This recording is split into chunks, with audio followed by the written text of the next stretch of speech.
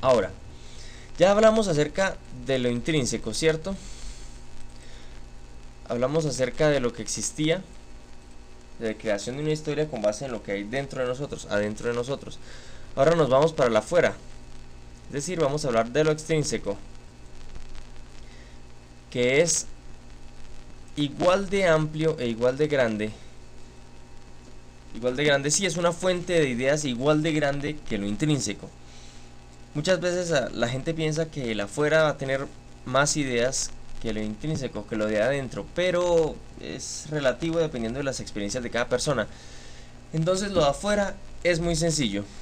No te vas a centrar en recuerdos pasados, sino que vas a mirar simplemente lo que tengas a tu mano, es decir, lo que esté a tu alrededor. ¿Qué necesitas para poder obtener ideas de afuera? Sencillamente dos cosas muy sencillas y que puedes encontrar, es más, ahí al lado de tu ordenador o de tu computador, y que te van a permitir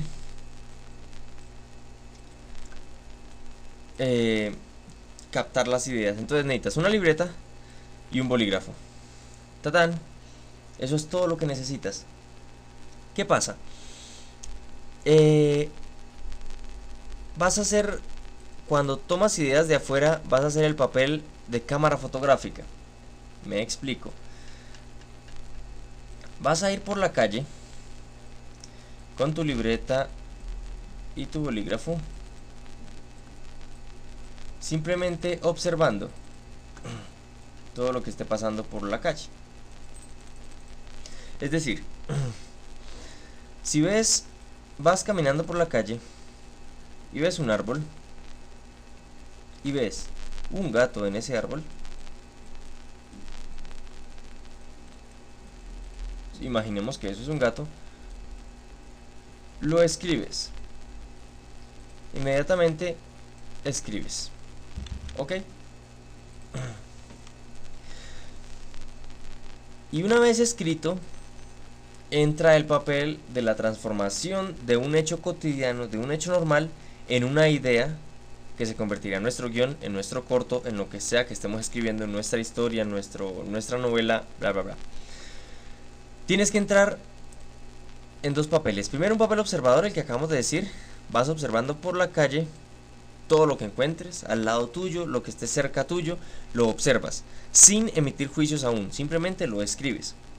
Posteriormente y luego después, cuando ya hayas cambiado de escenario y ya no estés en la calle observando más datos, porque resulta que el hecho de estar en la calle observando datos, como te digo, puede sesgar o puede limitar en ocasiones la imaginación.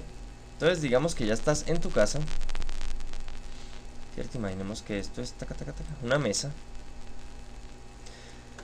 y estás leyendo los apuntes que conseguiste. Entonces lees de nuevo lo que escribiste. Luego de observar y de escribir, lees lo que escribiste. Como te funcione mejor, en voz alta o en voz baja, es indiferente para el ejercicio. Luego de haber leído, simplemente entras a preguntarte. Vas a preguntar: ¿por qué estaba el gato ahí? ¿Para qué? Y esta es una pregunta muy poderosa en la creación de historias. Ya voy a decir por qué. ¿Por qué estaba el gato ahí? ¿Para qué estaba el gato ahí? ¿Cuándo llegó el gato ahí? ¿El árbol siempre estuvo ahí? Simplemente no te quedes en el elemento como adicional del paisaje, es decir, el gato en el árbol. Piensa también en el árbol como parte integral de la historia que vas a crear. Entonces podría ser la historia de un árbol gruñón, un mal árbol, y un gato feliz. O viceversa, un gato gruñón y un árbol feliz. Y que alguno de los dos, me faltaron las cejas, y que alguno de los dos le enseñe una historia al otro. En el caso de fábulas para niños.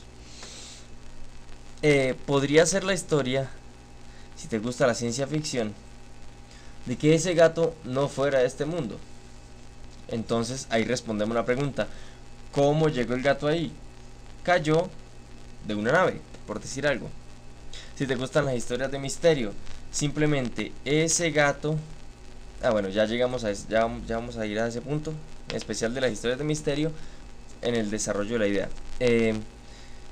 La pregunta que quiero que se hagan después de que se pregunten todo acerca de los lugares, del lugar que estén imaginando, el para qué. El para qué me da un sentido de lateralidad de creación de la historia.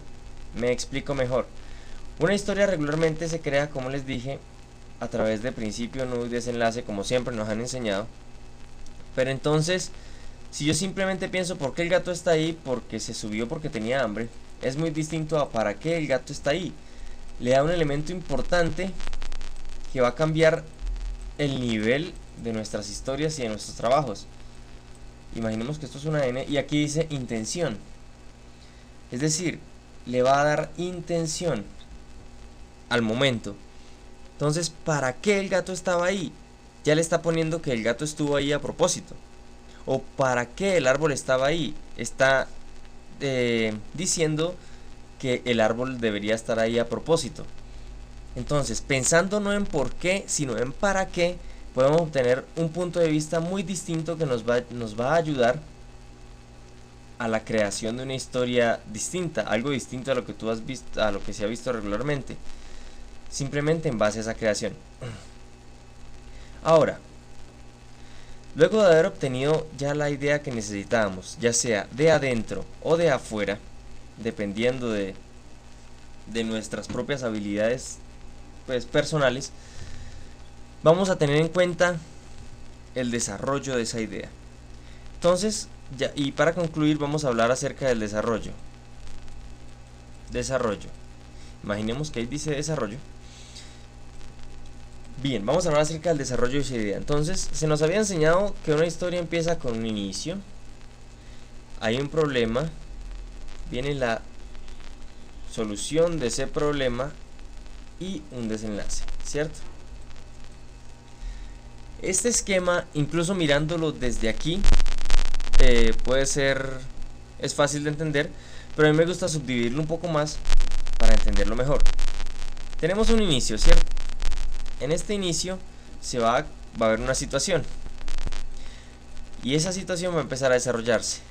A medida que se desarrolla, vamos a tener algo aquí y algo aquí. Estas dos cositas que aparecen aquí, yo las llamo picos de historia. Pero en este caso, como están en el inicio, las voy a llamar picos de inicio de historia. ¿Qué es un pico de inicio de historia? En estos picos voy a presentar los detalles que voy a presentar los detalles que voy a necesitar para la construcción de la historia. Esos detalles me van a servir para ya sea el enfrentamiento del problema o para la solución del problema. Ok. Ahora, vamos a tener en cuenta de que en estos picos donde voy a dar los detalles, picos de inicio, posteriormente pues el número de picos puede variar dependiendo de la información que necesite dar, pero entonces después de exaltar, los pongo como picos en esta especie de esquema lineal, porque esto exalta la vista de la persona que esté mirando o de la persona que esté leyendo. En el caso que sea, esos detalles llaman la atención, por eso los pongo como picos. Luego de eso vuelve y se baja la atención a un nivel basal, al mismo nivel que tenía en el inicio. Bueno, supongamos que esto es recto, al mismo nivel que tenía en el inicio. ¿Para qué? Para que el lector o la persona que esté viendo se olvide de esos picos. Ahora, empezamos con el desarrollo del problema. Simplemente esto sí es un solo paquete. Se presenta el problema en esta primera etapa. De aquí a aquí vamos a presentar el problema. La parte más llena, yo la lleno más. Esa parte más llena, aquí, va a ser el conflicto que se genera entre la persona o entre el animal o entre las partes que estén enteradas dentro de ese conflicto. Y posteriormente vamos a tener en cuenta aquí la ayuda. Bueno, me gusta intentar o me gusta tener en cuenta en este último segmento, que es en el que se empieza o se encuentra la solución del problema. Perdón, la solución del problema en sí se encuentra a nivel de esta línea. A nivel de esta línea. Esta línea es la solución del problema. Sin embargo, ¿por qué el nudo no acaba aquí? Porque la sola solución del problema no significa que el protagonista, la protagonista o lo que sea vaya a solucionar el problema. Para eso necesito este espacio del nudo, el último segmento del nudo. Entonces yo divido el nudo en tres partes, como acabamos de ver. La primera parte o inicial, en la que vamos a empezar el problema y a ver todas las implicaciones que tiene. La segunda parte, en la que vamos a tener todo el conflicto. Este punto de separación, que es el que me va a permitir ver la solución del problema, o que el protagonista encuentre la solución del problema. Y por último vamos a encontrar el desarrollo de esa solución del problema. Es decir, si el problema del gato era que era muy gruñón, no lo vamos a dejar en que simplemente dejó de ser gruñón porque sí.